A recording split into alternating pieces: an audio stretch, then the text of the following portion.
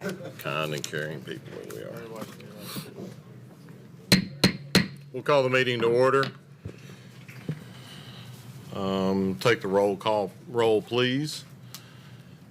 We do have a quorum, so after that, we will move to announcements by staff. Thank you, Mr. Chairman. Item number 27 was withdrawn. In front of you, you do have a revised plat for item 30. This corrects the name of the subdivision, which was spelled incorrectly, and also moves the access to the development just a little further north.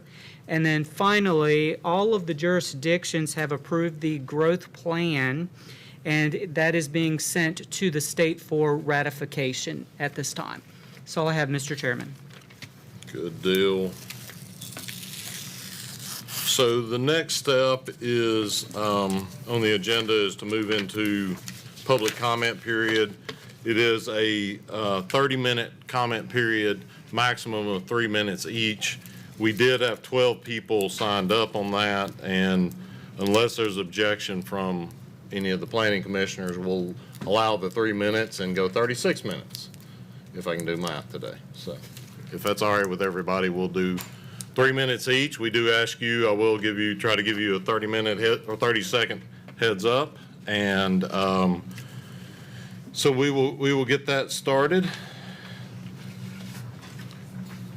I believe the first name is Gillen Murray.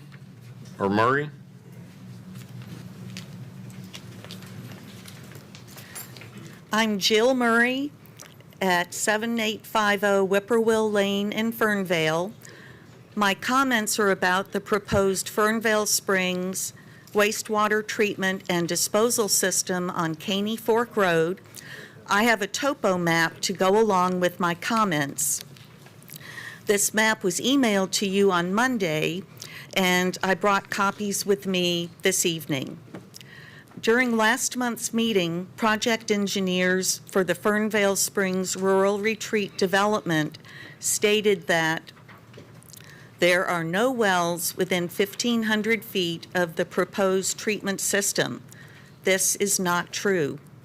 The topo map shows the location of 2 wells and 4 springs within 1,500 feet of the proposed system. The wells are red dots on the map, and the springs are blue dots. We included a circle of 1,500 feet and a circle of 1 mile on the topo map.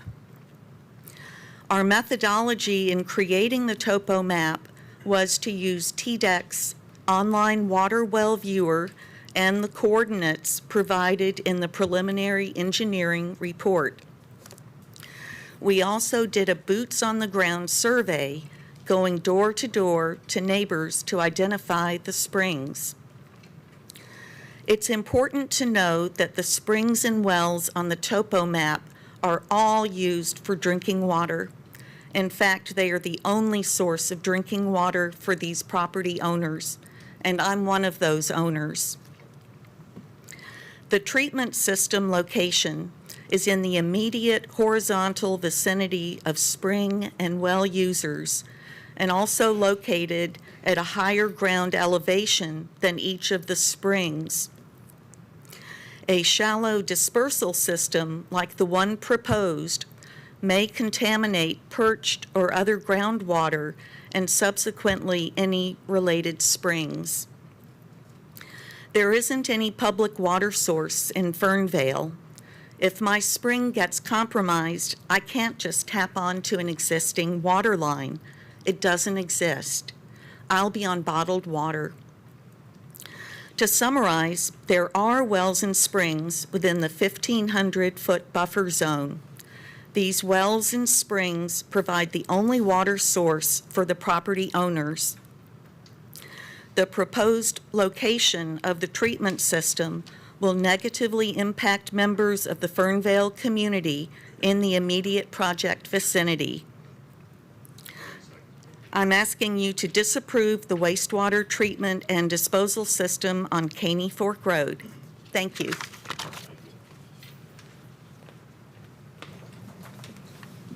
Next is Daisy Jates. I'm Daisy Jabus, 7935 Fernvale Road. I'm here to respectfully ask you to vote against the step water system. I am a retired critical care RN. Something I know is that feces causes a lot of problems. I know that the step system is involved. I know that that's not my area of expertise, but I know sewage has to be handled. I want to speak instead about other problems. Oh, thank you. I want to speak about other problems, starting with the notice of the wastewater, of the wastewater system. The sign that was posted, the date for it was blank. Certainly, that has to be a legal issue. On the sign, it says 30 days until for citizens to express their concern. Members of our community did express concern. They were pashad, told the step system can be fed dog food or not to worry about it. This is a problem. To date, the Fernvale community has had 27, well now 30, I'm 33 minutes of ability to speak about our concerns. You have a petition of 174 people. That's less than one minute a person. We're asking to talk. I went over a bit ago and initiated the conversation with Mr. Spanton. Mr. Spanton said that the reason he went with a step system is that the county recommended it.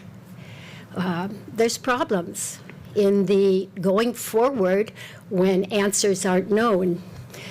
I had a public official tell me that you had to approve this. And it's like, if that is so, then governing is a farce. When this started 2.5 months ago, 30 seconds, please. I was told that it was most likely going to pass. We've had the county mayor, the city mayor of Fairview visit. We have had 5 county commissioners visit. And surprising, not one from District 1, where the facility takes place. That's a problem in processing paperwork. So again, thank you for your time, your attention, and respectfully, please vote no. Thank you. Ryan Stewart.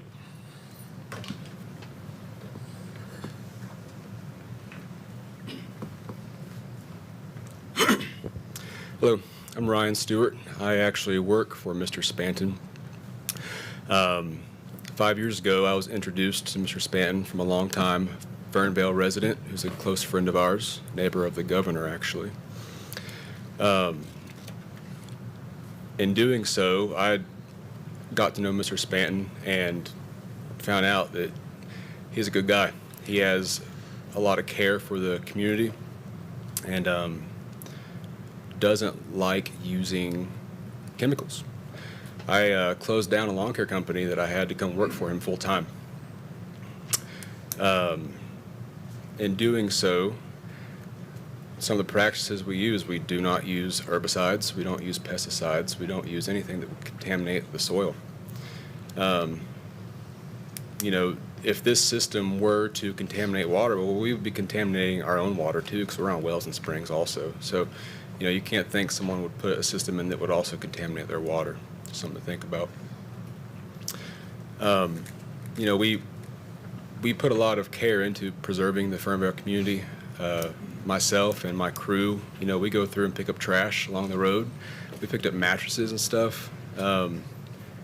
We've probably filled an entire dumpster over the past 2 years of trash on the side of Fernvale and Cumberland Road, Caney Fork Road too. Mr. Spanton does spend his resources to help better the community. that's one thing that continuing he'll do. You know, we want to be here and help the community. I just want to come and make a statement that, you know, we are not doing anything to harm the environment. In fact, the polar opposite. We are trying to conserve it and do the appropriate steps needed to do so. Thank you. Thank you. Next is Jason Johnson.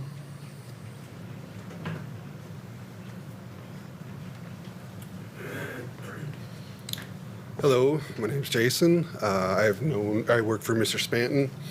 I've known him, the family, for about 18 years. I've worked for them for a good 12 years up north. His farm up north, very organic farm. We had an apple orchard, 10 acres, organic gardens. I love the way they took care of the land up there. He had sold the property, new owners took over, it changed. Fast forward a few years, came down to visit. I love what he's doing here. I moved down here about a year and a half ago. He's doing everything right. I love working there. Everything's organic, like Ryan said, there's no pesticides. Everything is on the up and up, and I'm all in here, so that's all I got. Thank you. Thank you. Next is Mayor Lisa Anderson.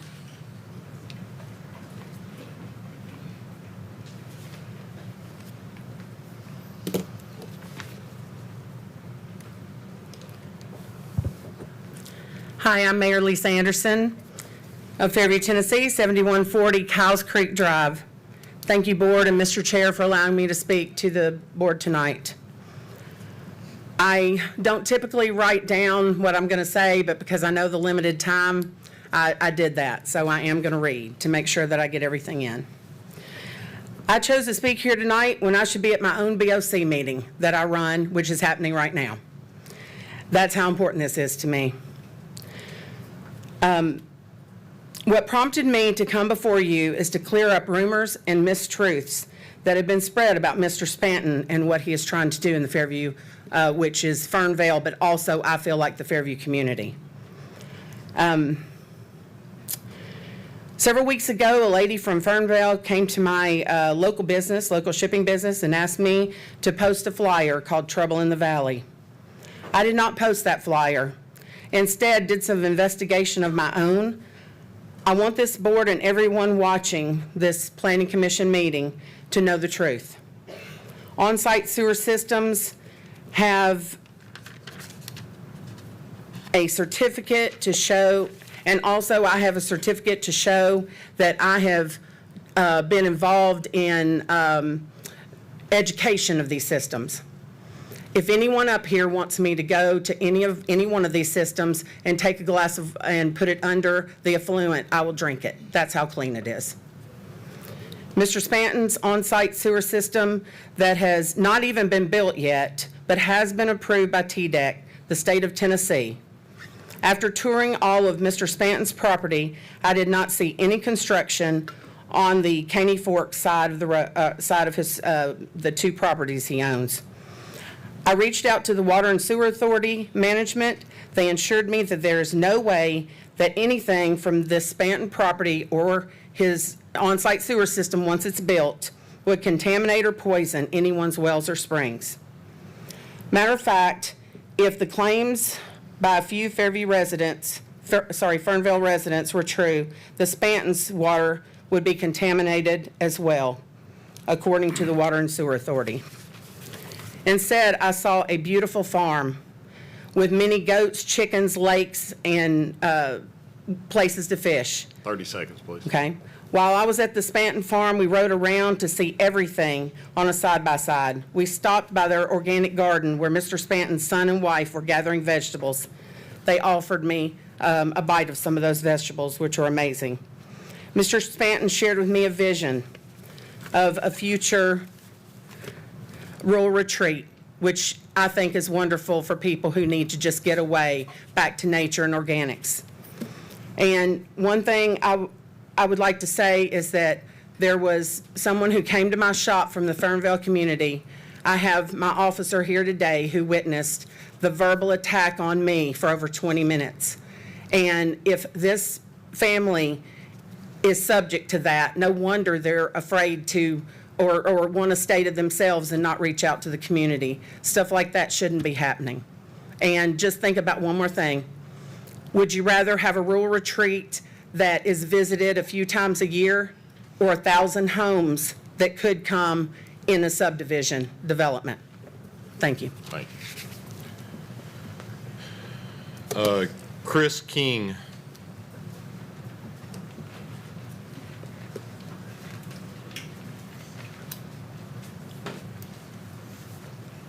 My name is Wendell Chris King.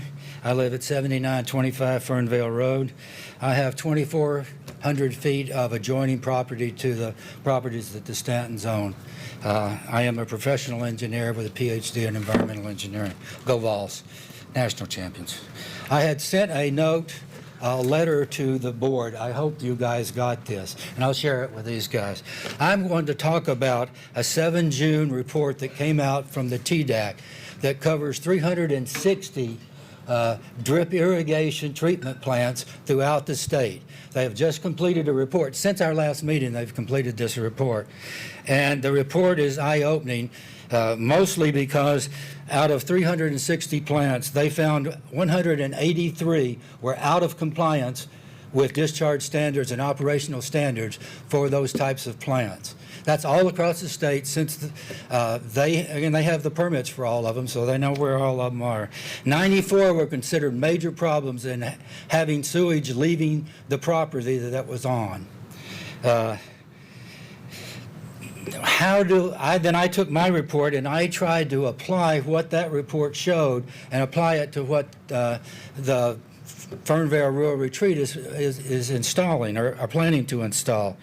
And the common thing is the technology that they're applying is very similar to what they're doing here. It's a very common practice, what you'll see for small isolated plants where there's no sewage treatment plant available and usually no water available.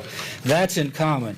Where the big difference is, as far as I'm concerned as an engineer, is that the plant that will be operated at the rural retreat will receive very intermittent flows of hydraulic and organic loading.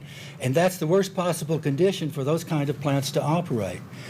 The report that was written by the state hasn't gotten to the level of detail that can analyze why those are failing now. There's lots of reasons. It could be operational. It could be that they've aged and are not working as well as it could be that they didn't maintain them properly. That report doesn't know yet.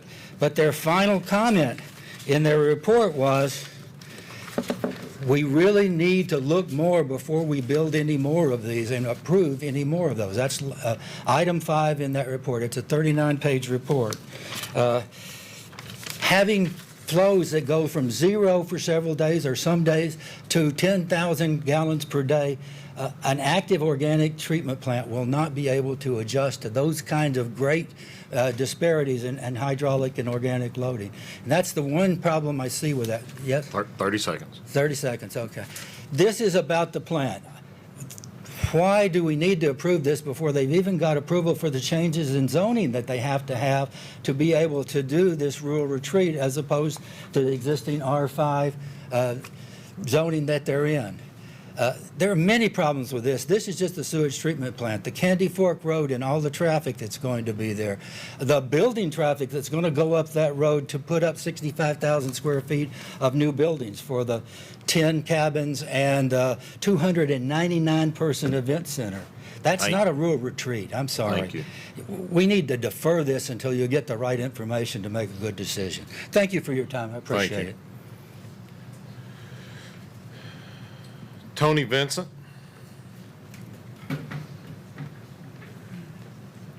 Good evening. I'm Anthony Vincent. I live at 7935 Fernvale Road. I've been living there for 24 years. And the last time I spoke before you, I mentioned that everyone on the same side of the South Harpeth River as the Spanton operation rely on wells and springs. I don't know about others, but I'm happy with my spring. I don't want city water. You know, people that come to my house in the beginning, when the first time they're there or so, and they drank some water, they say just how good this taste of water is. I'm blessed to have such good water.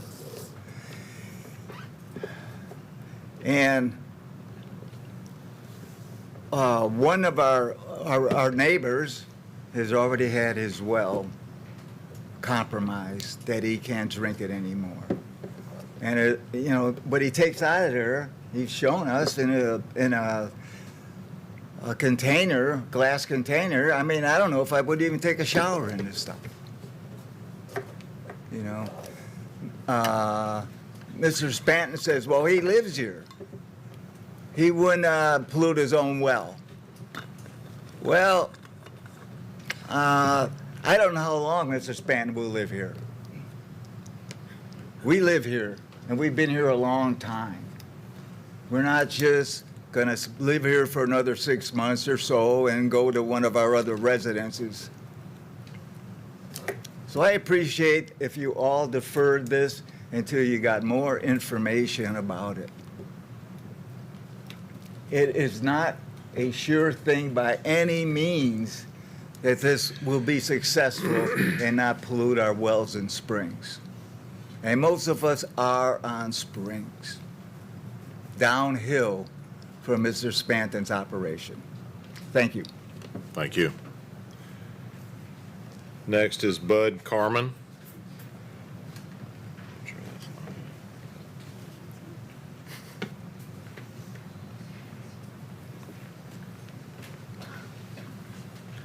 Good evening, ladies and gentlemen. Thanks for the opportunity to be heard.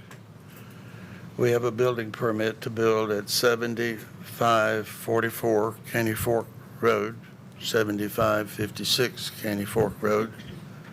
This matter has been addressed extensively to you. I myself have worn you out with emails, and I will understand if you didn't read them all. But I did send you a copy of the report that Mr. King referred to. Here is what TDEC's Water Resources Division admitted in that report. We approve these systems, but we have no way of making sure that they will, on a continual basis, stay in compliance, and therefore we expect many of these, a large percentage of them, will take service contaminated water and send them out onto the neighbor's land. Did you understand that from the report? They have no way of assuring future compliance. Now, I want to take the rest of my time. I hope I can squeeze it in by reading an email that came to you through Mr. Madison. Spoke to him before the meeting started. He gave me his permission that I could read this to you because he only sent it today, and we don't think you've seen it. And here is the message from Mr. Rick Warwick. Greetings to Williamson County Planning. I regret I could not attend the meeting in person. I was appointed by the Williamson County Commission as county historian in 2017. I must voice my concerns on any development before the Planning Commission. Please consider the historic value of keeping Caney Fork as a heritage road. I view Caney Fork Road as one of the last scenic county roads in southwestern Williamson County. Historically, Caney Fork Road was once the road connecting Nashville to Centerville. Up on Caney Fork Road is the Caney Fork Iron Furnace, 1832 to 1848, the only iron furnace found in Williamson County. As you will probably hear tonight, the residents of Caney Fork and their neighbors of the Fernvale community are strongly opposed to any large development in their area. 30 seconds, please. I plead with you to respect their concerns. Once a rural community loses its character, it can never be reclaimed. P.S. Retired Heritage Foundation Director Mary Pierce stated to me that the County Heritage Road Survey gave Canyon Fork Road the highest rating, which is an exceptional historic road. I respectfully suggest the cart is before the horse, that this matter needs to be deferred until there is a permit to build this facility. Thank you. Thank you. Next is William Tomlinson.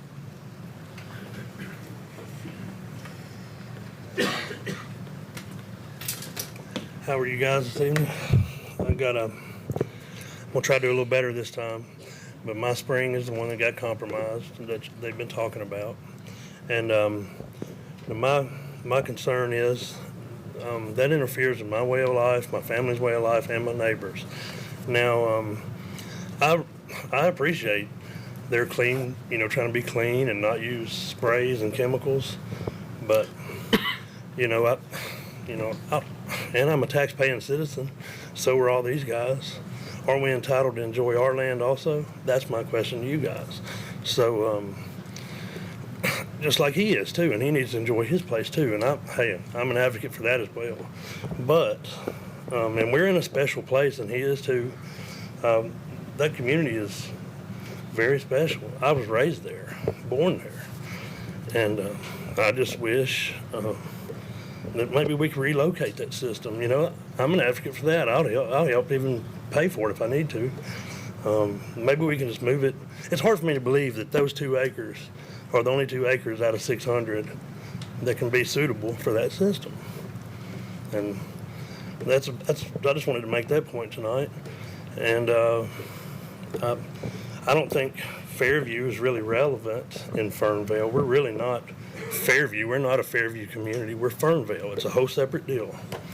And I want to emphasize that as well. And I appreciate her opinion, but I think it's way off. But I just want all of us to be able to enjoy our properties, even including Mr. Spanton. And I want to be a good neighbor.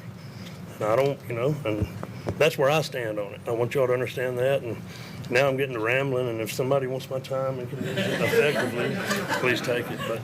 But thank you all for your time. Thank you. Next is Stuart Moore.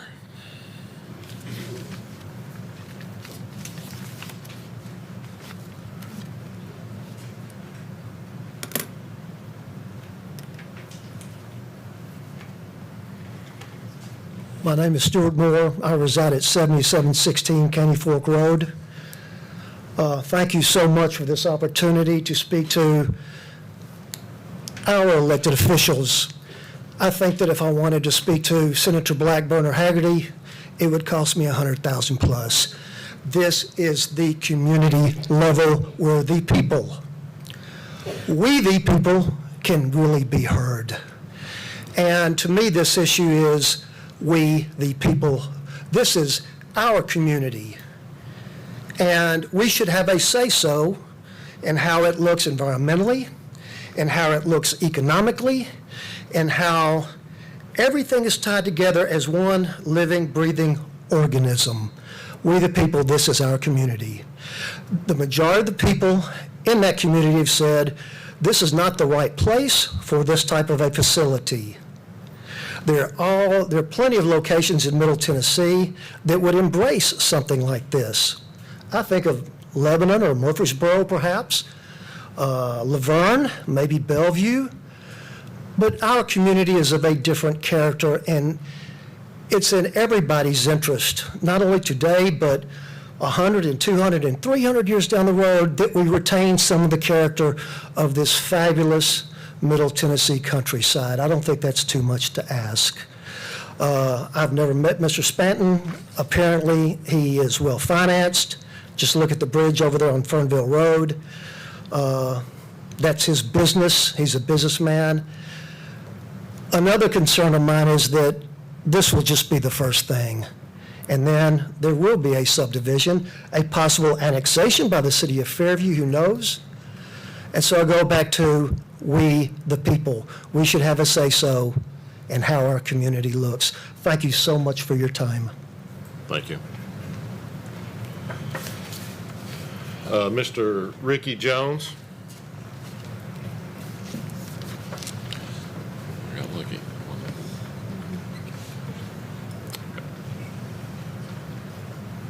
Good afternoon. Ricky Jones. I'm First District County Commissioner. I live at 7231 Northwest Highway, Fairview, Tennessee. And I've lived in Williamson County all my life, 70 years. Not only in the Fairview area, but in the Fernvale area. I lived in the Fernvale area about 8 years before I left and went back to Fairview. And the reason I left is some timber rattlers scared me to death, and I decided I had to leave. So anyway, I'm here today just to make sure that these people are heard and to make sure that their valley, their roads, their property, their water is taken care of. And I hope you guys have looked into it, but I hope you seriously consider it. I did write down some remarks that I want to read. I am here today on behalf of the residents of Fernvale that express concern regarding this project. I've lived in the First District all my life and was once a resident of Fernvale, and I'd hate to see their valley, their water, which includes their wells and springs, impacted by any project. On a side note, Caney Fork Road is a beautiful but narrow road. I just left Ireland last week, and Caney Fork looks about that like those roads. It's that tiny, and in Ireland, we had to back up several times to let other vehicles come through. But I talked to Eddie Hood today, and I asked Eddie, I said, is the traffic study complete? He said it hasn't been completed. And he said if the traffic study says that this project will require widening the road at Caney Fork, you're going to lose the beauty of that road down there because I don't know how much they're going to have to take. And I know that doesn't have anything to do with that project, but it does impact the residents of the county of Fernvale. And it would change the character of the road. I'm also here looking forward to seeing and hearing what the staff has to report since your last meeting.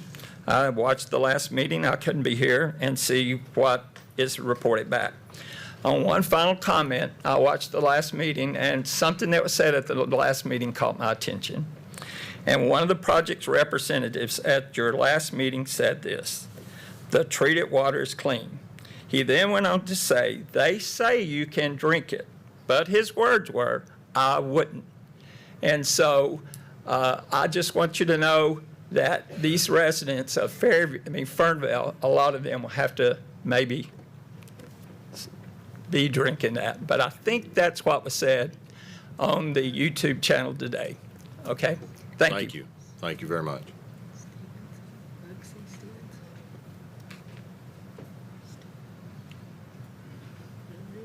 Is this, the last name, is there a Sharon and Bugsy? Bugsy. There you go.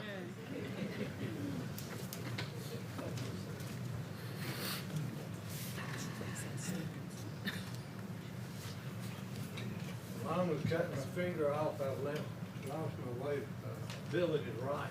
It's all good. No worries. Thank you for being here.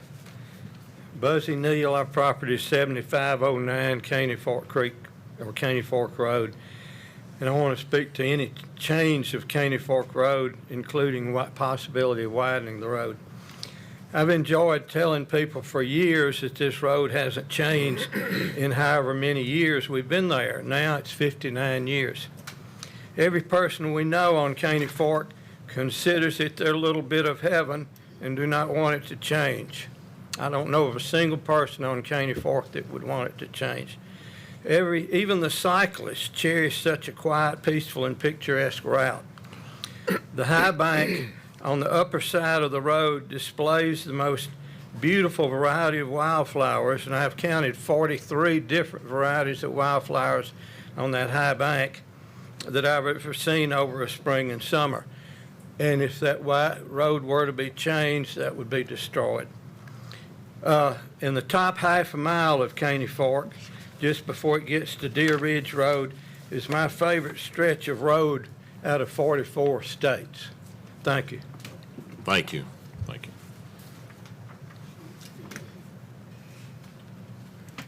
And that concludes the public comment period. Thank you all for being here and doing that. Next item of business is consideration of the minutes. Are there any comments related to the minutes from the previous meeting? Do we have a motion on those? Second? We have a motion and a second. All those in favor say aye. Aye. All those opposed? Motion passes. Consideration of the consent agenda. Ms. Hatcher? Yep, I would like to recuse myself of the consent agenda. Yes, ma'am. Thank you. Are there any items that we need to pull from the consent agenda for consideration? Hearing none, we'll take those as a whole. We no longer read them all out, so any further discussion on the consent? Thank you. And a second? We have a motion and a second. All those in favor say aye. Aye. All those opposed? And one abstain. Thank you. Motion passes. Moving on to item number 24, old business, preliminary plat review for High Park Hill, Phase 5, containing 47 lots on 59.86 acres located off Murfreesboro Road in the 5th Voting District. Staff? Thank you, Mr. Chairman. Up on the screen, we have the phase in question. This was deferred from the June 2024 meeting, and it is access to gain from Floral Drive, which is located in red up on the screen. The phase is approximately 59.86 acres in size and is shown up on the screen in purple. It will contain 47 lots. It will contain approximately 24 acres of open space, and the streets will be private and gated. The plat is consistent in layout with the revised concept plan approved in the June 2024 meeting, and staff recommends approval with the standard conditions outlined in the staff report, including submission of the HOA documents addressing requirements of Section 1711 gated subdivisions and Section 1712 private streets of the zoning ordinance. All right. The connection between this phase and Kings Chapel shall be limited to a single gate and limited to emergency vehicles and utility service providers. The gate shall comply with the requirements of the county's Public Safety Office, and the gate shall be installed prior to the recording of the final plat. Thank you. Any further questions for staff or discussion? Do I have a motion?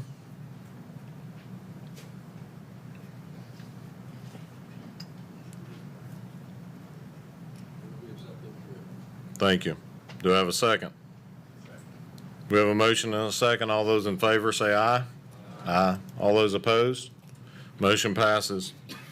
Moving on to item 25, and site plan review for the Fernvale Spring non-traditional wastewater treatment and disposal on 223.08 acres located off Caney Fork Road in the 1st Voting District.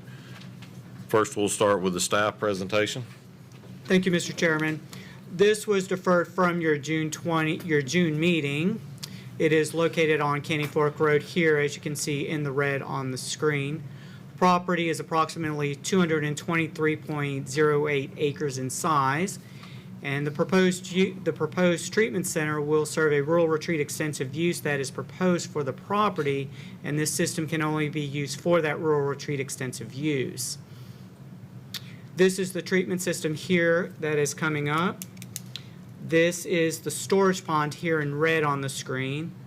These are the primary disposal areas in green, and then finally the backup soils area here in pink.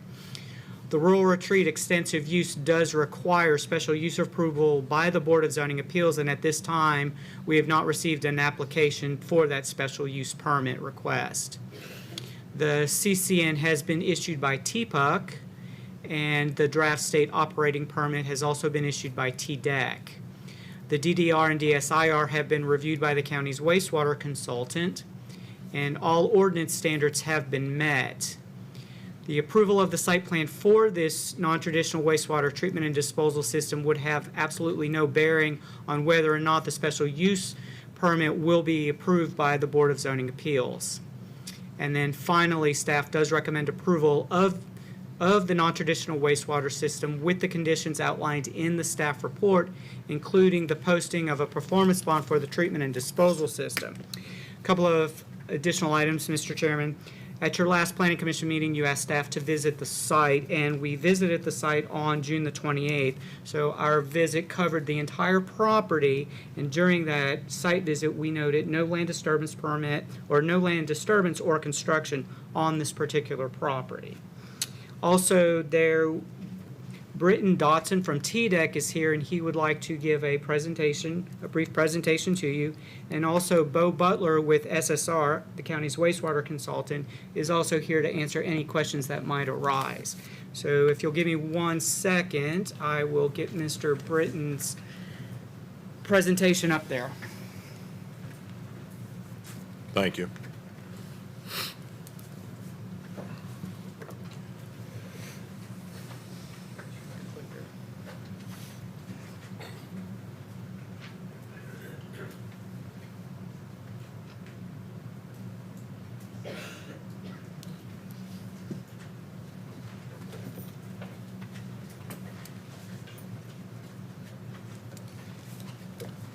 Good afternoon, good evening, Board.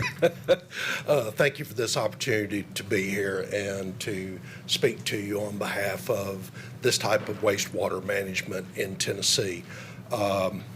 This wasn't on my agenda until last night, so today I've tried to come up to speed on this site in particular. Mr. Clifford had contacted me this morning and through early afternoon about what I might be able to provide to you as far as information. Really not sure about that. I have put a presentation together. I'll run through that real quick and we'll see what questions you have afterwards. There's already been mention 2 or 3 times tonight about a report that was done, a project that was completed the first part of this year. I was responsible for that project. We began planning the project last fall. We conducted the survey in January and February. I've been analyzing the data, constructing the report, got it published last month, as was indicated earlier. Why did we do this? We needed to. We didn't have a comprehensive look at how these systems are performing across the state. We knew how individual systems were performing, but not necessarily the entire population. And a lot of decisions are being made, not only over the last few years, but in the next several years, utilizing this technology. Just to give you an idea of the general approach of the system, you'll have a number of households, typically they're residential, that contribute their wastewater through a traditional septic tank to a secondary treatment plant. I can't really see the presentation. Yeah. To the secondary treatment plant where it receives treatment that would otherwise have to take place in the soil, and then it goes out to a land application area. What we were doing was assessing the performance of the land application area component of these systems, and I've circled that in red there. We weren't looking at the other components of the system. Statewide, January, February 24, we looked at 420 land application areas supporting 374 systems. The reason that number is different is because some systems have more than one land application area. We looked at each land application area individually. The vast majority of these systems are entirely reliant on those land application areas. In other words, there's not also a discharge component to these systems. We did not look at the secondary treatment effectiveness as part of this project. I will point out, though, secondary treatment is not full treatment such that would support consumption, contact, that sort of thing. Secondary treatment is treatment, and we call it partially treated wastewater, but it's not treated to the point to where you could discharge it into the waterways or consume or contact. This is the distribution of systems in Tennessee as of December. You can see that there's areas where they're very densely populated, and there's areas where they're non-existent. Again, 420 areas, 374 systems. I'm going to jump right to the results of this project. This particular pie chart indicates about half and half. Those that are compliant, those that were not compliant. Keep in mind, we didn't look at the entire compliance. We didn't look at every characteristic of the system. We were looking at the land application areas. But keep in mind, and it's important when I point to non-compliant, that's a whole range of non-compliance, from not keeping it mowed off to very serious discharges. So when we say non-compliant, that's not all the same extreme type of non-compliance that we did find, but this half and half does not reflect that. This gets into a little bit more detail. Now, I've got some categories up there, A2, A3, A2B. I reference those, and I get into a lot of detail in the report about what those mean. I'm not going to try to project that here tonight because it's just, it can be kind of overwhelming.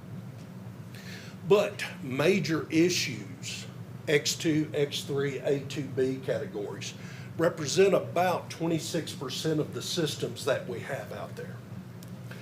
Now, X2 and X3 systems, I will point out that those systems got that title because the wastewater was not even getting to the land application area. That's critical because we were evaluating the land application area. First, we looked to make sure it was getting out there. In a number of cases, it wasn't. That was critical to our investigation and to the results of the investigation. Minor issues, A2A, a little spot of ponding, overgrown, inaccessible, something like that.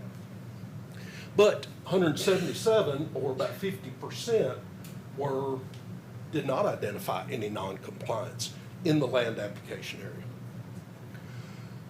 This looks a little bit more specifically about the land application areas that were actually receiving wastewater. In other words, I cut all the X population out because it wasn't getting out there. Just looking at the population of land application areas that were receiving the wastewater. 56% of those did not indicate any indication of non-compliance. 24%, relatively minor spots like failed emitters, pulled apart pipe, something like that, a small area of ponding, not compliant, but again, not severe. 16% were extensive oversaturation, hydraulic overload. In many of those cases, running off of the land application area, even running off the property or going into waterways. 14 of them, or 4%, were so overgrown we couldn't do an evaluation of the land application area. That's not compliant. We don't know that it's a serious failure, but it's not compliant. General summary. About 10% of the systems exhibited conditions indicating the land application area was not being utilized or not being utilized in support of all the flow. That's not a design problem. That's an operation problem. The operator, the utility that's responsible needs to be getting the wastewater from the treatment plant out to the land application area. In about 10% of the cases, it wasn't. Approximately 16% of the areas for systems where the drip dispersal was being engaged exhibited conditions indicating extensive hydraulic overload. Many of those may find remedy through closer oversight. That was encouraging. It's kind of discouraging because they weren't really being operated intensively, but it was encouraging because with some operation, they may very well be able to return to compliance. By operation, what I'm referring to quickly, a lot of these systems have individual zones such that the entire system is not being dosed at the same time. You dose this zone, you dose that zone, that lets this zone recover. You dose this zone, you back flush this zone. So there's a lot of distribution of the wastewater. You're not flooding, you're not dispersing the entire thing. Now, if something goes wrong with those controls, you might have one zone receiving everything. Maybe the splitter is malfunctioned or something is wrong with the technology that's triggering the different zones. A lot of what we saw suggests that with operation and oversight, making sure all the zones were being dosed, the problem may not exist. But the problem did exist because perhaps only one zone was getting all of the wastewater. Some of the ones that we have will only find remedy by acquiring additional area or public sewer being extended to those. Over one half the land application areas supporting systems where the wastewater was actually getting out there did not exhibit indications of malfunction or noncompliance. Approximately 1/4 of the areas exhibited some conditions of localized saturation and ponding. Those can probably be resolved by consistent routine maintenance. Other points of importance. These systems are not foolproof. And I'm not aware of any wastewater system that is foolproof. They do represent an appropriate method of managing wastewater. The science and the technology is sound for these systems.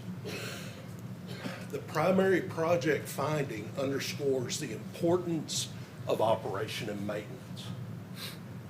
I don't know that that should have been a surprise to us, but it was somewhat eye-opening when we saw the degree of problems that were simply related to lack of oversight. These systems are designed with groundwater protection in mind. Residence time in the appropriate soil profile renovates wastewater.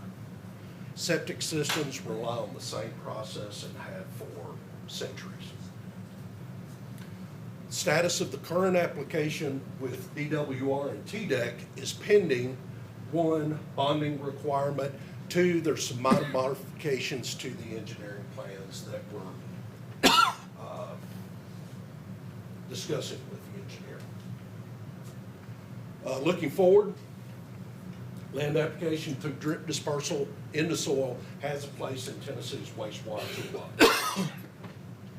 Keys to success of any system include accurate soil maps. The soil mapping that's done in support of these systems is intense. Conservative design, that's critical. I can spend all day on conservative design, but I won't go there, but that is critical.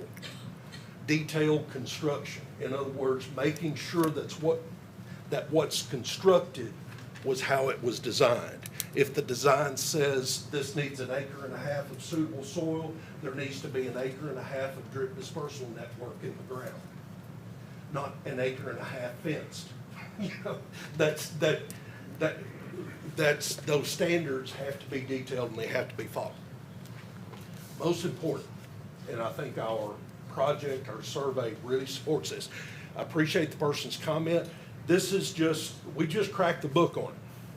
We've got a lot more detailed work to do with the utilities to figure out exactly why some of these systems are problematic. When we went into it, we really kind of thought that perhaps it was soil, that all failures were associated with soil. That's not what we found.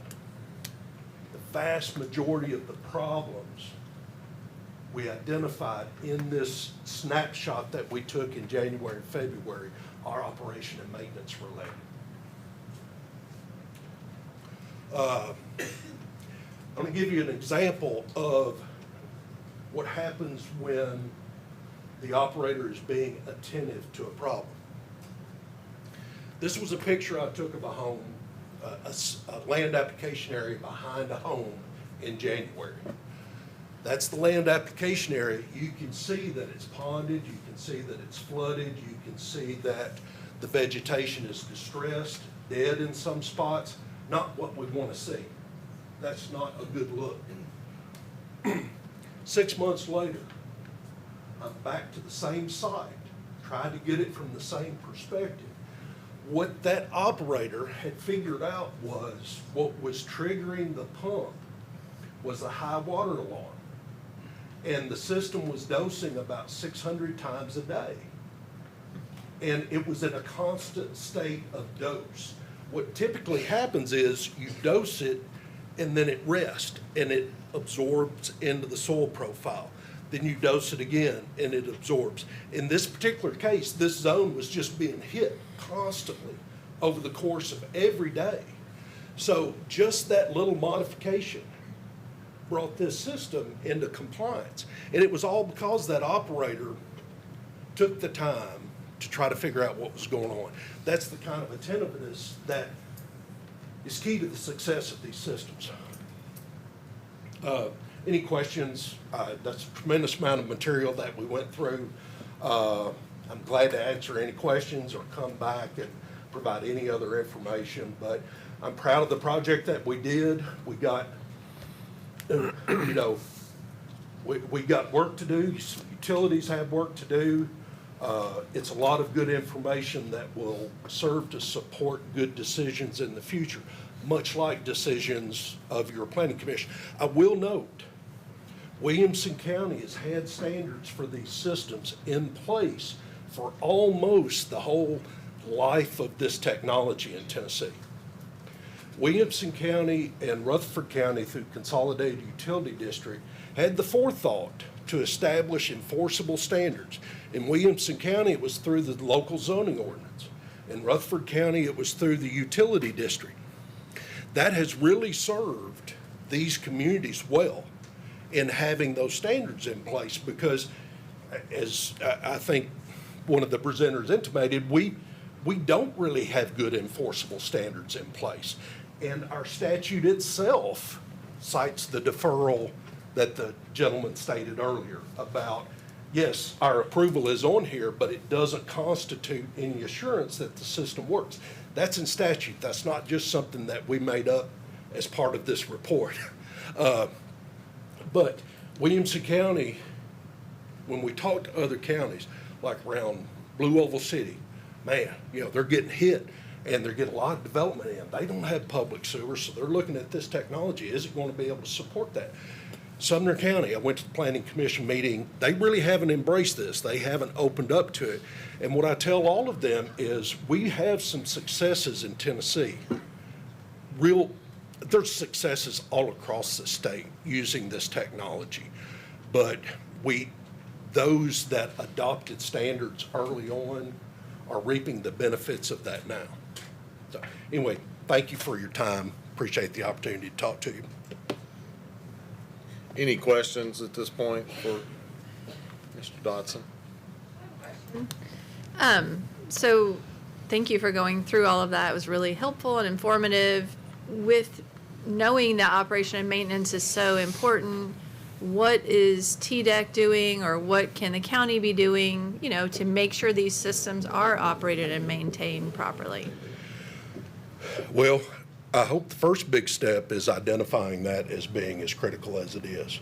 Now, it was no secret that operation and maintenance has always been important to any type of system.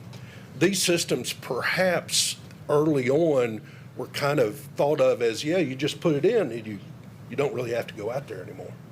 Kind of like a traditional septic system. You put it in, it works fine, you don't have to really fool with it. These systems took on a little bit of that same mindset. You put them in, and a lot of them are isolated, so they might not get checked as often as they are.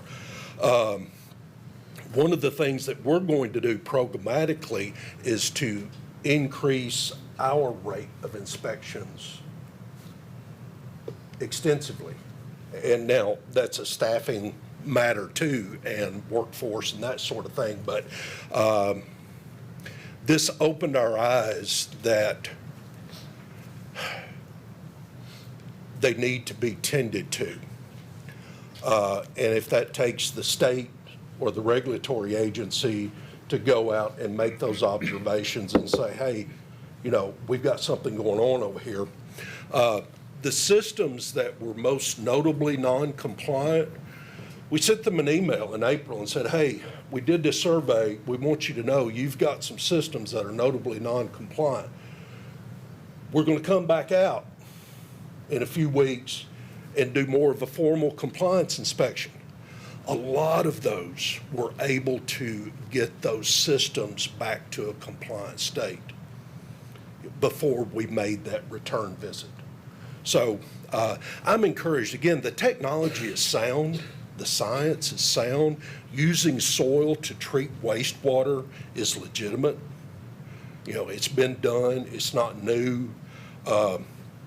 These systems, relative to a traditional septic system, a little bit of comparison, are putting the wastewater much shallower. They're distributing it evenly across the field. It's being treated to secondary treatment levels before it even goes to the land application area, whereas a septic system, you're just going to have septic tank quality effluent going into the soil.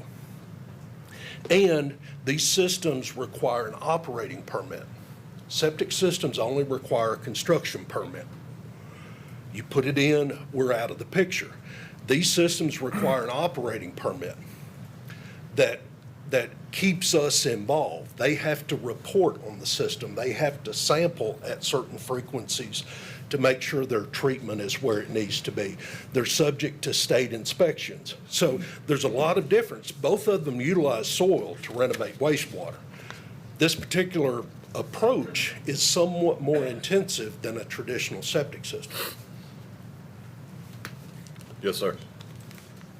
Thanks for being here. I don't need a whole lot of detail on this question. Maybe it'll be a simple yes or no, but thinking about the operator permit you mentioned and the state's involvement and I guess the county's ongoing involvement, if this were approved and later there were found to be non-compliance, is there a mechanism to enforce and require compliance once you find non-compliance? Yes. Okay. Yes, it's standard. Identify through a notice of violation, give them an opportunity to resolve it. There's a lot of usually go back and forth, plans presented, that sort of thing. And in the event that's not successful, then we do have our enforcement process that would come into play. Okay. So, yes. Thank you. Any other, yes, ma'am. So if something was in non-compliance, so how quickly, once there's an issue, do you all respond? Is it hours, days, or what's that window? Well, there's an obligation within the permit if the operator identifies certain types of non-compliance like ponding, stuff like that, overload of the land application area. They're supposed to report that within a certain number of days to the state, along with a description of what they're doing to resolve that. Okay. Otherwise, they have a responsibility to inspect it every 14 days. And the state is, historically, we have inspected them every permit cycle, which is every 5 years. We're going to change that. It's probably going to be more along the lines of once a year. Again, that becomes a staffing thing. We either have to pull people off to do that, or we have to get more people in order to be able to do that. But it is a pretty dynamic process. If they are paying attention to the system, we should know within a matter of days if there's something that can't be immediately resolvable by the utility. Okay, thank you very much. You're welcome. Okay, my question on this is, it seems like the basic control is with the operator. Is it feasible at this time for the state to, you said once a year, look at these systems? And is there enough people available right now, if the systems we put in place, that they can come out once a year and inspect these things at this time? No, we're going to have to address some staffing. We recognize this as something that needs to be done. It's already been in front of our commissioner as far as the resources we need to. There's a number of things that need to be addressed. Our role as oversight is one of those. Now, there's other roles like the utility. You kind of mentioned it, they're actually in the best position to mandate conservative design and to make sure it's constructed right and that sort of thing. So we need for them to pick up their game to make sure that these systems actually get installed correctly and they're designed conservatively. But to answer your question, no, we're not staffed currently to do that at this time. Okay, the other question I have on that, to just excuse me, follow up on that. How do you keep issuing permits if you're not staffed up enough to control it at this point? Well, the control is with the utility. No, I'm talking They're about the the ones state. that, I'm sorry. I'm sorry, I'm talking about not the operator, I'm talking about the state itself. Well, the permits are issued based on engineered design. And the operating permits are based on the utility's commitment to operate it in accordance with certain standards. Now, we recognize that we need to be more involved with more frequent inspections, but nothing has changed as far as the responsibility for those systems to work correctly. So while I think it's appropriate to say that we're not currently staffed to visit these as much as we think we need to now, the responsibility is still on the utility. It's not like since we can't go out there, then they're relieved from their responsibility to operate the system correctly. That responsibility still exists. And it's not perfect, but we do have confidence in the system technology and the science of soil treatment and that sort of thing. So we think it's appropriate to continue issuing the permits, and we recognize that we have things that we need to do, and there's a number of things that need to be done to make this look better. I don't know what those numbers should be. I'd like for them to be completely compliant. Now, you're probably not going to find that in any wastewater treatment setting if you're looking close enough, and we look pretty close at these. We have every intention for this program to continue being an appropriate way to manage wastewater in Tennessee. I would just ask, could you take this back to them, to the state, when I'm talking about the state, that the consideration of if we can't control what's out there right now, to slow down on the permits. We know the system may work, but we need somebody to oversee it. Thank you. I appreciate that. Yes, sir. I appreciate you coming out so much. It was great taking your time and state time to come out here and help us in our county. The operators must be licensed. Yes. And there can't, I mean, that's a specialty that they have. So, I mean, doesn't it kind of start there and then sort of go down? Yes, I would say it starts even more directly with the utility that is employing the operator. The vast majority of these, now this one is, as I understand, going to be in private ownership, but they're also responsible for having a certified operator operate the system. They have to have one in place to meet the conditions of their operating permit. Now, the vast majority of these systems are owned and operated by public utilities and private utilities. They're really the ones in the position, even more so than the permittee, to say, here's the standard of what I will accept. And here's the standard of how we're going to tend to these systems to keep them compliant. You made a point about certified operator when I was addressing the gentleman's question about all the things that we anticipate doing. We anticipate making, if not certification courses, training courses much more specific to operating drip systems. We do have certification associated with the secondary treatment plant, but not necessarily with the drip areas.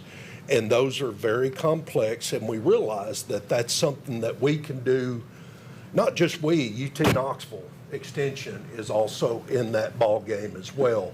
They're already planning on a workshop to help operators understand how to operate these systems, because there's all kinds of pumps and pressures and backflow and forward flow. It's somewhat more complex than perhaps how we framed them 15 years ago. Thank you. Of course, nothing's foolproof, and you made a statement earlier, the effluent runoff, once it reaches the field, is actually already a lot cleaner than our normal septic type system that once it hits the field lines and stuff, but should be if the treatment is being operated correctly. Right. And now, I don't get a lot of confidence, if they're not operating their drip field. I hope they're operating their treatment. But yes, when it gets out to the drip field, it is a few times more clean than septic tank effluent. And of course, we all know there's septic system failures everywhere also. And of course, everybody here that's living and drinking their water has a septic close by coming out of their own house. I've tested my spring. It's sitting in the middle of 900 acres. And I was surprised what I found out. And I might suggest, even before this, if this is built, to have your own water tested. We always recommend that. Yeah. This is a karst setting. You do have groundwater flow occurring through solution open conduits that allows water from point A to get to point B pretty quickly and without a lot of filtration. Now, the soils for this particular project are very deep and very good soils. So that wastewater that's already treated to secondary quality effluent and dispersed into those drip lines is going to go through quite an expanse of soil.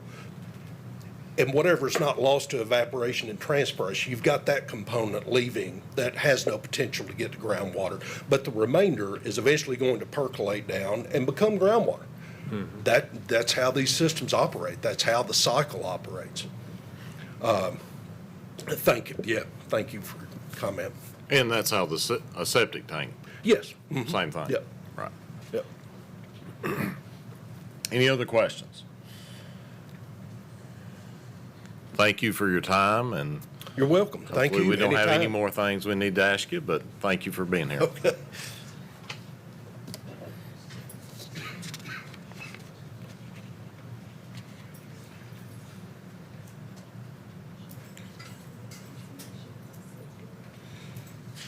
So as Aaron, do you have anything else to share, or are we ready for the applicant to make a presentation? Okay. If the applicant would come forward at this point, we will proceed with any presentation they have.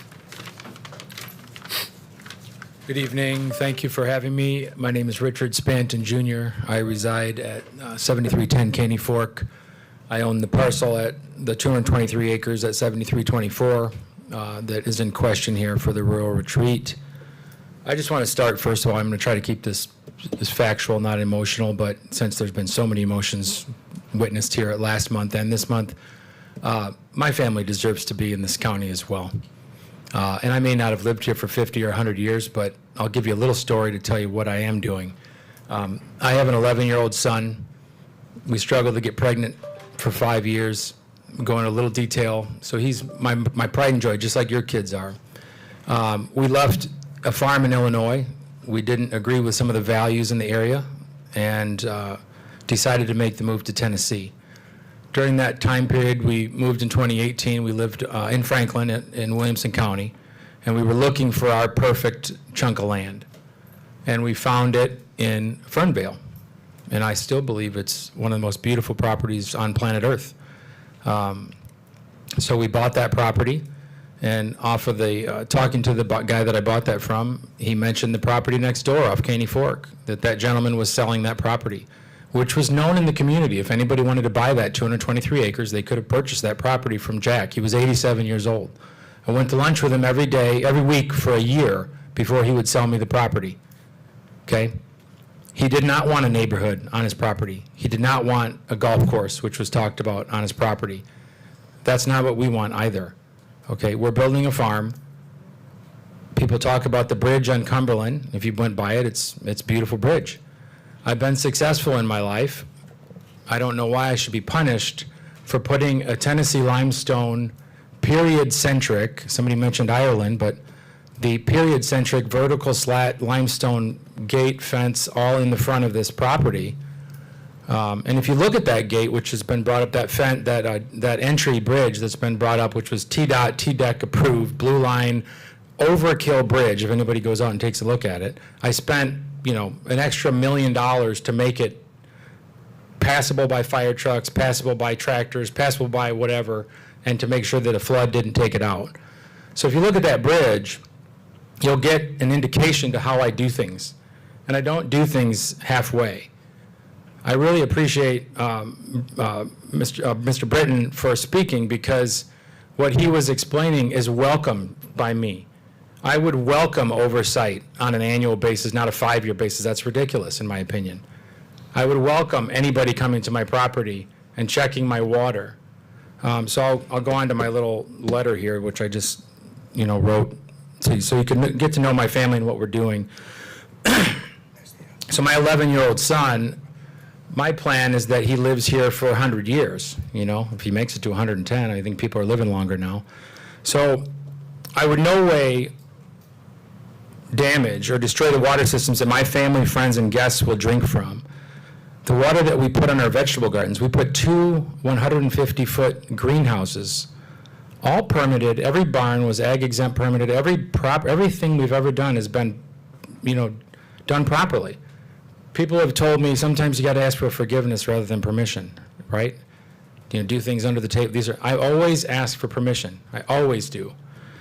Sometimes it takes me 3 years to get a septic permit on the Cumberland side for my house. That's what it took me. 3 years to build my house. That's why I'm living on Caney Fork right now. These people don't know me. They've never asked. And why would I want to go to a meeting where I would be posted up and crucified? There's already been a witch hunt in this area for me. Why would I go to a meeting when for the last 6 months I've been hearing this hubbub and that I'm basically this horrible human being? Why would I go there? They laugh, they want to sneer, they want to be disrespectful like the last meeting. I didn't speak last meeting because it was so disrespectful. You had people swearing in here, under their breath. It was disrespectful. I don't care where you're from. I don't care if you're from, Tennessee, California, New York, Texas. We're all American citizens. I deserve to be here. I will be on that property longer than most people in this room. My son is 11 years old. The plan is that this is where we bought 600 acres almost combined. There will be no neighborhood. I live there. So to get into what I'm actually doing, why would I risk contaminate my food? My wife's been organic farming for 20 years since I met her. She actually brought me to that. I lost 50 pounds after our son and starting to eat the way she did after 10 years of not listening to her. We invited your team a few weeks ago, as you asked. Aaron, Mr. Holmes and Mr. Bledsoe, and a couple other gentlemen, I can't remember their names, the water sanitation and another water, land, I forget, the sanitation and water guy. We showed them the whole property. They saw no construction has commenced, which was said in the last meeting that all this construction was going on. Our bridge is currently out on the Cumberland side, so we had to use the Caney Fork side to have trucks access so I could finish my home, which I've been waiting 3 years because the septic process took so long. So we are using the Caney Fork access for that side to get over and finish that project, but nothing has been done on Caney Fork. So I've spent my whole life building businesses, okay? This is something different for my wife and I. This is something special to help people connect with nature and commune with God. The rural retreat we are building is going to help people heal their mind, body, and spirit, something we all know is needed in these times in our world. Our work, I work a lot with veterans, with PTSD. One of my best friends is the most decorated Navy SEAL on planet Earth. He, for 30 years, was a Navy SEAL, retired 2 years ago, was the SEAL Team 6 commander for 17 years. I'm surprised he's even alive, but a lot of the stories you hear in the movies you see, he's, one of the unnamed men in those movies. And so one of the things about the retreat that we're going to work with is veterans and healing. So a veteran commits suicide every hour of every day in this country. That's ridiculous. I'm on the board of a group called Heroic Hearts, and it's an Army Ranger friend of mine that started this to help veterans heal and to sort of stop the epidemic that we have with our veterans, as we all know. That's just one of the things we're going to do. As far as I can tell, the site plan review for non-traditional wastewater treatment disposal system on 223 acres should not be an emotional meeting, as though I've got a little emotional here. It should be a factual review. So the other thing is the recommendation actually came from the Williamson County staff. Okay, we first started talking to them because we have this other project going residentially on the other side, talking to the mayor, talking to people, and basically they advised us, instead of putting 5 or 10 different septic systems, you should just build this cleaner wastewater treatment system, which Mr. Britton just explained, that the water in the effluent goes in the ground cleaner than from a septic, which all of these people here have septics. Whether they're in compliance or not, who knows? There's no tests. Nobody comes out and checks our septics. We have septics on all the other properties. I grew up with a septic. They do break. I remember as I grew up when I was a boy, our septic broke, and my dad had a backhoe in our little neighborhood, had to come in and trench the whole thing out. We had a huge mess. They couldn't afford it. It was a big issue. So they do, even regular septics break. So this commission looks at the facts which are being presented and documented before we go to the BZA. I realize that, you guys realize that, that's the facts. We've already met all the requirements of TDEC in the state of Tennessee, so there should be no reason this juncture, the system is not passed through, and we go to the BZA.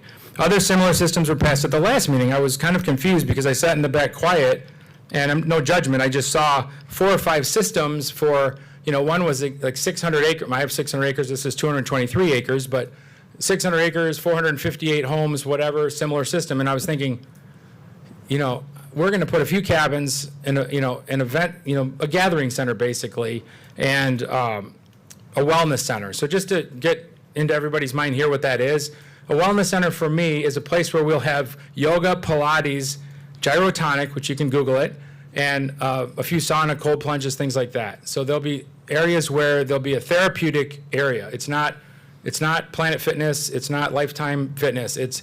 These structures will also be timber frame, sourced. Our company is Hearthstone out of Eastern Tennessee by Knoxville. So these are locally sourced woods. These are Tennessee-style timber frame structures that nobody's building anymore because they cost more to build. They are built, but few people build them.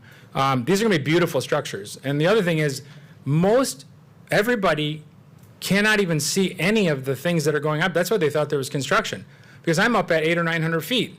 And so technically, everything that we build, majority of it won't even be visible from Caney Fork or Fernvale Road. It's just the way it is. I'm up at the top of the hill, and if it is visible, it will be a beautiful timber frame structure. So So yeah, we're building the wellness center and educational event space. I plan on doing philanthropic events, farm education, local charity events mostly, and the occasional family reunion. I know people probably looked me up. I owned a wedding venue that I built. It was the smallest business I ever had. Okay, I did it because it was on my farm, and people kept asking me to have weddings, and then I started doing it, and then I had porta potties, and it was a big mess, and I don't do anything half-assed. So basically, I built the #1 wedding facility in the Midwest. You can look it up on the Knot magazine, Martha Stewart. All these are the magazines, Midwest Living magazine. We were the #1 wedding venue in the Midwest for years and still is in operation. And I don't want to do weddings. Not to go into details, 5 years ago, I quit drinking alcohol. I've been sober, not one drop. I am into health and into wellness. I don't want alcohol on my property. Nothing against it if you drink. I drank enough for everybody for years. But for me, it's just so they can hear it, because everybody they want to hear what the story is. That's the story. We're going to do philanthropic events. I don't plan on having 24/7, 365 cars. I mean, there's been information going around that there's going to be thousands of cars per day, every day. How could it possibly be 1,000 cars when it's only a 299-person center? I did a wedding venue before. It's like an average of 2.2 people per car, right? Most people bring themselves and their 2 kids, or they carpool to an event. How could it be 1,000 cars? And these like, there's a witch hunt that's going on. There's emails that are going around the area. There's all this stuff going on, and it's all based on falsehoods, a false narrative, and groupthink. And that's just the downright truth. And I can't make someone believe me. The rural retreat guidelines, I'm breaking no laws. There are the guidelines. There are these sort of facilities in the county already. They're already there. So I'm not doing anything wrong. I can't prove it to anybody until it's built. So it's which came first, the chicken or the egg. You got to kind of have a little bit of trust. And that's why I look at the TDEC system. If they want to come and check it once a month, they can come check it. I do everything above board. I do everything overboard. I usually get told I'm spending too much money on stuff that I shouldn't spend the money on, because I always want to be the best and have something set up so that it takes care of nature. So I will not do anything to damage the water. Our systems will be managed with the utmost care. One final thing is, I do intend to be here forever. I moved my parents here, who are in their late 60s. They live on the Cumberland side in the cabin. I put them there before my house was done. Okay? I just moved my grandfather here, who's turns 92, August 5th. He's been here waiting. I've been building a cabin, which is all permitted. I've been building a cabin for him. He's at the Pearl in Fairview. I feed him breakfast every single day. My son goes with me every single day, and he's going to be on the farm. We'll have actually 4 generations on that property. And I understand, I'm empathetic, and I love the fact that these people have lived in Fernvale and love Fernvale. I love Fernvale. I'm moving 4 generations of my family out of the Wisconsin-Illinois area, saying this is where we're going to reside, this is where we're going to live, this is where we're going to build our future, our family. And we'd like to share our property with people and do a retreat center and help people heal. And it's such a, the fact is that it's a labor of love, and it's being turned into something that it's absolutely not. And I've been literally persecuted. I keep telling people, this is like the Salem witch trials. I'm like, I feel bad for these ladies that were running around. They just were like picking up herbs and they got burned. That's literally how I feel. In my family, I have a wife that is telling me that she's driving down the street, and some people in this room are giving her dirty looks, looking at her angrily. I mean, she's, 5'2", 120 pounds. Driving, it's like, why are you looking at us why are you doing that? Why would I want to go speak to people that are treating my family this way? I have an 11-year-old son. Dad, is this going to affect me and my baseball team? I mean, why would I have to explain that to my son? People should be ashamed of themselves. So, with that being said, the technical part of the situation, I brought my 2 engineers. One is Eric Jervis, the owner of T Squared, who's a wastewater treatment system design person. And then Tony Grow. Grow is Grow Environmental Solutions. He's a geologist. So to quell and put to bed the issues that we have ever contaminated anybody's well. First of all, wells go dry. Everybody lives in the country knows that. I grew up in the country. By the way, my grandfather grew up on a dairy farm of 700 acres, and wells go dry. Wells have issues. My well over there that I'm living at has a cloudiness to the water. I'm living right next to Mr. King. I'm drinking the same water. My kid is drinking the same water currently right now as they are. We are the closest to the King family that's here, okay? Why would I contaminate my own water? It's the most ridiculous thing on the planet. I'm moving my 92-year-old grandfather up here. He's going to be drinking out of the spring box on the Cumberland side. My parents are already showering and drinking out of the spring box. There is no person on the planet Earth that wouldn't take the utmost care of this system. Selfishly, my own family first. I would care for my own family first. And then if you look at it, it's pretty rational to say if he's going to care for his own son, his own family, then we should be in good standing. And if we put in a legal TDEC system that we followed all the guidelines, and if TDEC wants to come and check us every month, every 6 months, every year, whatever it is, I might welcome them. My gate is open. And so with that, I would say that you might want to ask Eric Jervis, the engineer of wastewater system, and Tony Groh of Groh Environmental, the geologist, if you have any like technical questions, because obviously I understand how systems and how septics work, but I'm not an engineer. So is there any questions for me that I can answer? Sorry, I was a little heated, but I didn't talk last month, so. Thank you. Have you given your kid a bath? We're not going to talk from the crowd. No, sir. Have you given his kid a bath? Sir, Sheriff, please ask him to leave. Actually, so I did hear the question. I will answer it. So we had an issue with our well pump last week, actually, because well pumps break. And the house I bought was probably, 25 or 30 years old. And so we had the well pump replaced, and the guys come out to do the work. And what do? They irritate the casing. They put the new well pump in. And in fact, my son loves to take baths in our clot tub because he doesn't have a bathtub. He has a shower. So the first few days that he was taking a bath in the bathtub, the bath was brown. That's common with well water. There was irritated water at the bottom of the well. The pump brings in sand. It takes time to settle. It is what it is. And in fact, the water in that house has always had a cloudy gray color to it because that's just what it is. It's sulfur area out there too, guys. I mean, I don't know if anybody's talking about that. Everybody has got to have sulfur in their water out there. Thank you. So I want to make a statement. We're conducting a business meeting, and the people other than standing at the podium that are called upon to speak, they can speak. But anybody else in the room that makes a disruption will be asked to leave.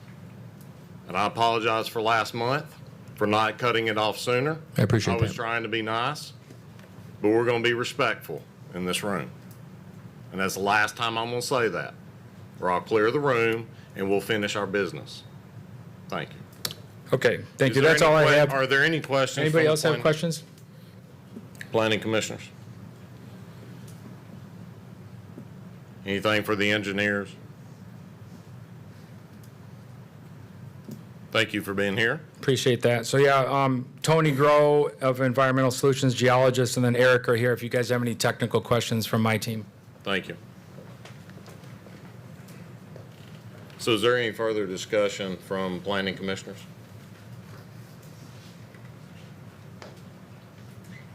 Yes, sir, Mr. Crohan. This was handed out to us, Yes.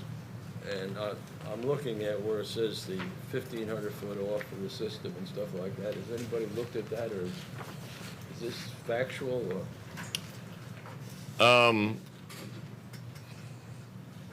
I will let the engineer address it, but based on the documents we received from the engineer, I recall seeing many of these items on that drawing. I guess my main question, sir, is there any place else? No. Are we satisfied with the system where he's putting them, or we feel there's any place else the system should be put? Are you one of the engineers? Yeah, yep. Come on up. Yeah, I wasn't trying to stop you. Go ahead. I figured you were. Sorry, could you repeat the question, please? So you may not have been provided the drawing that we were. Y'all provided drawings over the last few days to us that showed the wells in the area. From what I recall, the system itself, there were no wells or springs within 300 feet of that. Is that an accurate statement? Yes. Okay. And that's the county requirement, is that correct?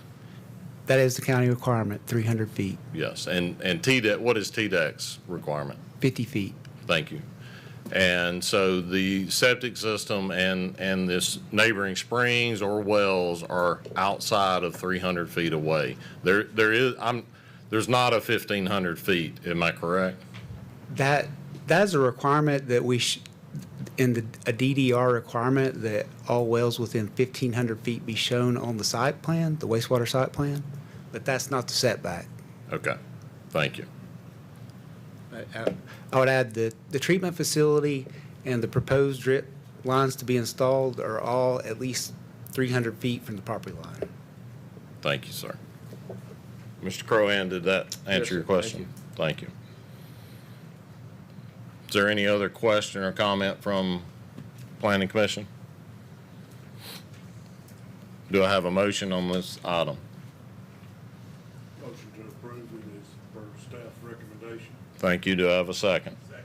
We have a motion and a second. All those in favor, please raise your right hand. Motion passes. Moving on to item number 26, preliminary plat review for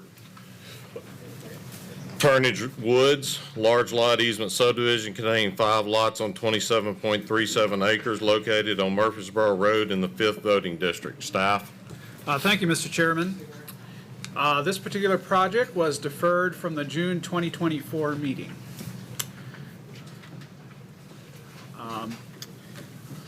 It is a large lot easement subdivision, and it is located off Murfreesboro Road.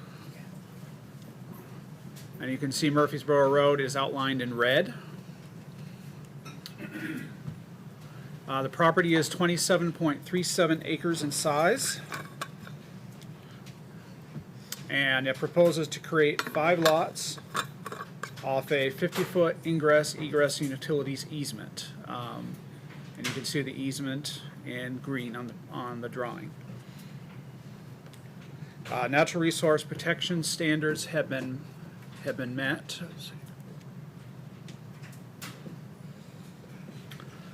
Water will be provided by Mill Crofton Utility District.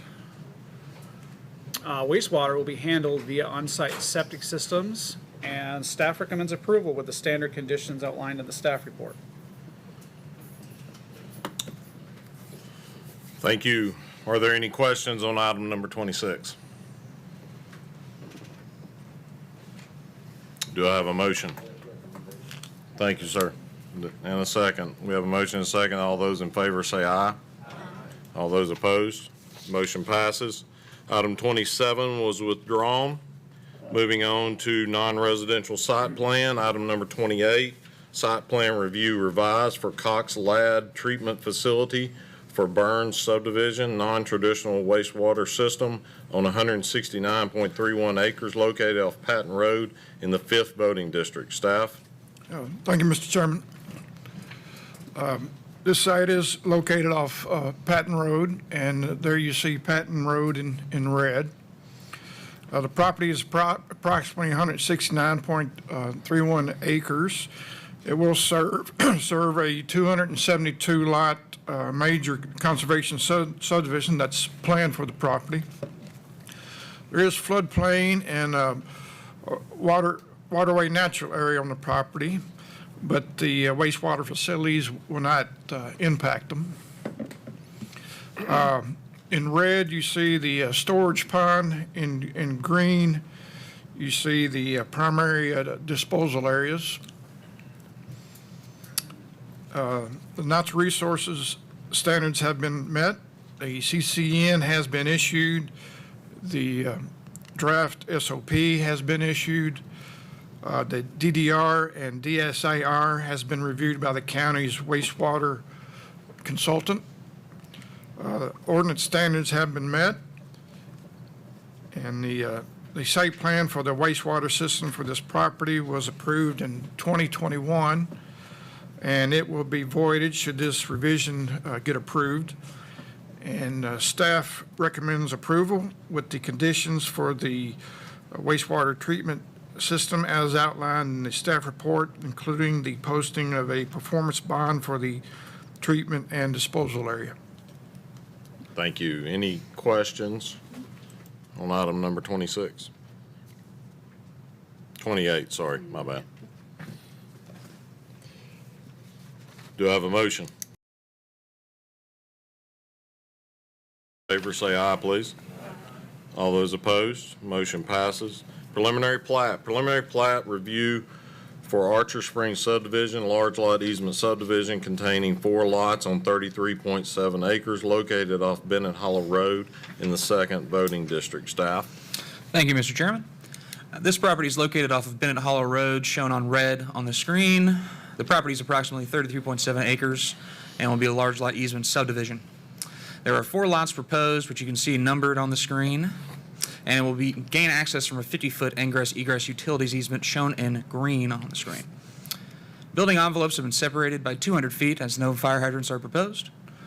And natural resource protections have been met. Water will be provided by Mill Crofton Utility District and wastewater handled via on-site septic. And staff recommends approval with standard conditions outlined in the staff report. Thank you. Any questions? Do I have a motion?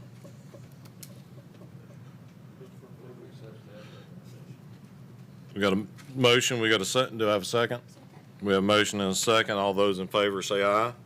All those opposed, motion passes. Moving on to item 30, preliminary plat review for Haley Ridge subdivision containing 9 lots on 29.28 acres located off Murfreesboro Road in the 5th voting district. Staff. Thank you, Mr. Chairman. As Mr. Holmes pointed out at the very beginning, there have been some changes since the staff report went out, and you have been provided the revised primary plat. They changed the entrance from Haley Lane, slightly moved it to the north, and they got the spelling of Haley corrected to match Haley Lane. So this site is located off Haley Lane and it's south of Murfreesboro Road. There you see Haley Lane in the red. The property is approximately 46.06 acres in size. It will contain 9 lots. The average lot size is about a little over 1 acre. Contains approximately 36 acres of open space, and the wastewater will be handled by the Triune Sewer Facility. The water natural areas and natural resource protections have been met. The plat is consistent in layout with the concept plan that was approved at the April 2024 meeting. And staff recommends approval with the standard conditions outlined in the staff report. Thank you. Any questions related to this item? Do we have a motion? Motion approved for staff recommendation. Thank you. A second? We have a motion and a second. All those in favor say aye. Aye. Motion passes. Other business, establishment of a performance bond for landscaping improvements for College Grove Athletic Facility on 116.85 acres located off Horton Highway in the 5th voting district. Staff. Thank you, Mr. Chairman. The Board of Zoning Appeals approved a special use permit for the athletic facility at their June meeting. The site plan is currently under review by the staff. A landscaping plan was submitted and has been approved, and staff recommends the establishment of a performance bond for landscaping improvements in the amount of $360,480. It's $360,480. Sorry. Thank you. Any questions? 480.